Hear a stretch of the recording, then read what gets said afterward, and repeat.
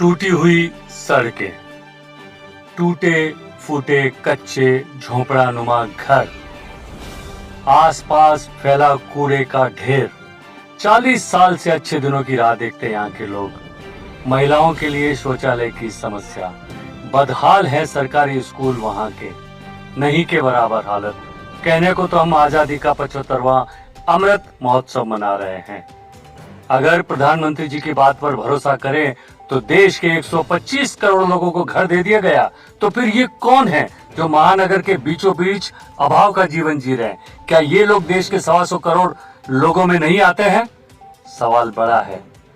मीरा भाईंदर मनपा से मात्र कुछ ही किलोमीटर की दूरी पर है ये अभावग्रस्त गांव। आखिर क्यों हो रही है इनकी अनदेखी? क्यों है वहां पर अभाव की जिंदगी? आइए देखते हैं रिपोर्ट। मीरा भाईंदर से मात्र कुछ ही किलोमीटर की दूरी पर बसा है ये चवली गांव। उत्तन की तरफ, गोराई की तरफ हम जब जाते हैं तो ये बीच में गांव पड़ता है, नाम है चवली गांव। आदिवासी गांव है। ज्यादातर लोग पुराने समय से यहीं पे रहते हैं, खानदानी उनके पुश्तैनी झोपड़े हैं। आसपास सारी समृद्धि है, सब कुछ बदल चुका है, लेकिन इनकी हालत में कोई भी सुधार नहीं हुआ है। वहां के लोगों ने बताया कि 40 साल से आप स्थिति देखिए, इसी तरीके से रह रहे हैं। ये छोटी छोटी संकरी गलियां हैं, पत्थर हैं, जंगल है, जहां पर हर समय, और ये शौचालय, महिलाओं का शौचालय, घर घर शौचालय की बात की गई, ढिंढोरा पीटा गया। ये महिला शौचालय है। मात्र 5 से 7 किलोमीटर दूर है मीरा भाईंदर के मनपा कार्यालय से, जिसके करोड़ों रुपए के फंड हैं, ठेकेदार हैं, ठेके जाते हैं। आखिर वो फंड कहाँ है? बरसात में झोपड़ों में पानी भर जाता है। यहाँ पर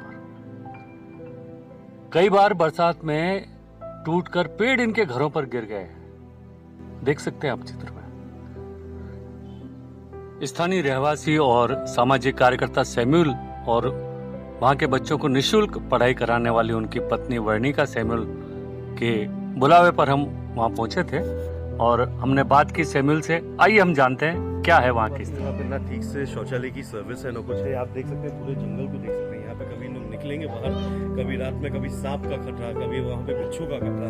इन लोगों को कोई बाथरूम वगैरे काहीच नाही। पाणीची कशा आहेत? पाणी हाय तिकडे, नल एवढं माणसात आमचे पाणी आले तिकडे आहे। बरोबर खाली भेटते, कोणाला भेटते, कोणाला नाही भेटत। तर पाणीचा पण थोडा प्रॉब्लेम आहे बघा। पाणीचा पण प्रॉब्लेम आहे। 140 घराला 2च नळ आहेत। 140 घरांना 2च नळ आहे। आणि त्याचा वेळ टाइम काय कसं? टाइम येते 2:30 ला 3 ला असं पाणी येते, कोणाला भेटते, कोणाला नाही भेटत। पाण्याचा पण प्रॉब्लेम आहे। आमची बायकांचा शौचालयाचा पण प्रॉब्लेम आहे। लाईटीचा 1-2 हप्ता बंद राहते, अंधार एकदम अंधार। आणि इकडची 3 ला असं पाणी येते, वरचे ते 10 माणसाचा ग्रुप मध्ये घेतलेला ते पाणी 7 ला येते। आता पाणी आणता कधी पडून पण उठणार आम्ही, पाय घे सरकलं तर। एक पडलेला एक तवाशी आम्हाला कमरेला पण लागले, जाम पाण्याचा प्रॉब्लेम। हा, पावसाळ्यामध्ये जाम आम्हाला तकलीफ होते। एवढा गवत मध्ये कसं जावं आम्ही बाथरूमला जायचं असलं तर, हे पण प्रॉब्लेम है। हो जाए। यहाँ पे रास्ता भी नहीं है। अगर आप देखें रास्ता, बीच में सारे रास्ते कच्चे हैं।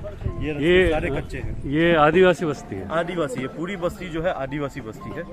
सब आदिवासी लोग हैं यहाँ पे। बच्चों के लिए, इन लोगों को शिक्षण के लिए भी, स्कूलिंग के लिए भी इन लोगों को फैसिलिटीज नहीं है। अभी हम लोग जो है थोड़ा बहुत इन लोगों को एक हेल्प कर रहे हैं। यहाँ पे स्कूल्स वगैरह में जितना हो सकता है हम लोग सिखाने की कोशिश कर रहे हैं। लाइट्स वगैरह का जो प्रोविजन है, अभी हम लोगों ने कई बार कंप्लेंट्स दिए हुए हैं, लेकिन वहाँ से कोई जवाब आ नहीं रहा है, किसी का कोई अपना रिस्पॉन्स मिल नहीं रहा है। ये मनपा MBMC में दिया है।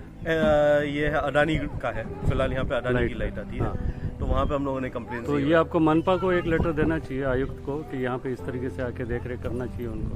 आणि शाळा आम्हाला शिकवायला, शाळा व्यवस्थित बनवायसाठी, त्याच्यासाठी तुमची मागणी आहे। पोरांसाठी तर शाळा इकडे एक बारका पोरांसाठी बनवून ठेवला। हा शाळा जातात का मुलं? किती कक्षामध्ये पडतात? 3रीला आहे, 1ली 2रीला आहे।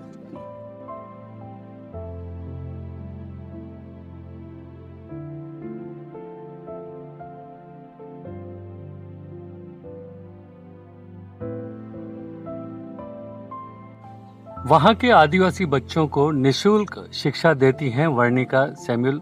उन्होंने कहा, आइए मैं आपको वो कमरा दिखाती हूँ जहाँ पर इन बच्चों को हम पढ़ाते हैं और ट्यूशन देते हैं। हालांकि वो निःशुल्क है, लेकिन उनकी व्यवस्था देखिए, एक बिल्कुल झुक करके जाना पड़ा ऐसा कमरा था। और वहाँ जो रहवासी जिन्होंने वो कमरा दिया था, हमें आया देख काफ़ी खुश हुई। हमने देखा पूरा अंधेरा, धूप, और इस अंधेरे कमरे में पढ़ाई करते हुए बच्चे हमें दिखे। आप देख सकते हैं वहाँ खिड़की से आती हुई सूरज की हल्की सी रोशनी है, उस रोशनी की आड़ में ये बच्चे पढ़ रहे हैं, ज़मीन पे बैठे हैं। और बरसात में, बारिश के सीज़न में भी इसी तरीके से नीचे पानी से गीला हुआ फर्श रहता है। ठंडी में भी यहाँ पर इस तरीके से ये बच्चे पढ़ाई करते हैं। ये स्थानीय एक टीचर हैं जो इन बच्चों को पढ़ाती है, निःशुल्क सेवा देती है। अपनी वर्णिका सैमुअल नाम है। उन्हीं के आगमन पर हम आज एमई टीम और कुछ आम आदमी पार्टी के कार्यकर्ता यहाँ आए थे और हमने जायजा लिया। आप भी देखिए। खंबे देखिए, ये लाइट लगाए हुए हैं लेकिन लाइट के खंबे बंद है पूरे। तो यहाँ पे लोगों को उसमें से कोई सुविधा नहीं है। लोगों के पास में बोलते हैं ना, घर पक्के नहीं है, ना पानी की सुविधा है। पानी का नीचे वहाँ पे लाइट का जो है वहाँ पे नल दिया हुआ है पानी का, लेकिन वहाँ से भी अपना पानी का इन लोगों को इतना सब प्रोविजन नहीं मिल रहा है। तो इन लोगों के लिए यहाँ पे कम से कम पूरे बस्ती के अंदर 115 घर है। 115 घर मतलब 115 परिवार की तरह अगर आप देखें तो यहाँ पे कम से कम 400-500 लोग हैं। 400-500 लोगों के लिए एक वहाँ पे सिर्फ एक वहाँ पे नल का प्रोविजन है, लाइट का कुछ नहीं है।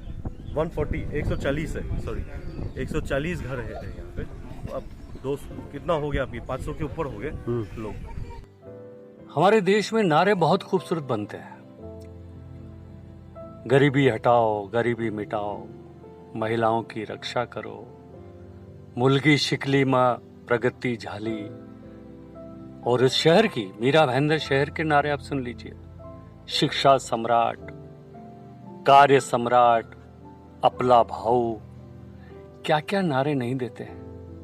लेकिन वोट लेने के बाद ये लोग लौट के नहीं आते। ये कहना है इन गांव वालों का, जो दिन रात खतरे के साए में रहते हैं और पिछले कई सालों से, पिछले 40 सालों से अच्छे दिनों की राह देख रहे हैं।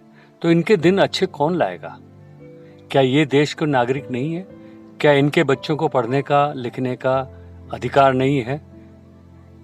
जबकि सरकार द्वारा मनपा को एक फंड आवंटित किया जाता है इनके पुनर्वसन के लिए, बच्चों की शिक्षा के लिए, सड़कों के लिए, इनके पक्के मकानों के लिए फंड है, रिजर्व फंड है।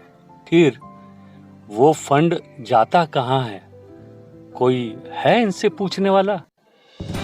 एमबी न्यूज के लिए मैं राजेश शर्मा। चैनल को सब्सक्राइब, लाइक और शेयर जरूर करें।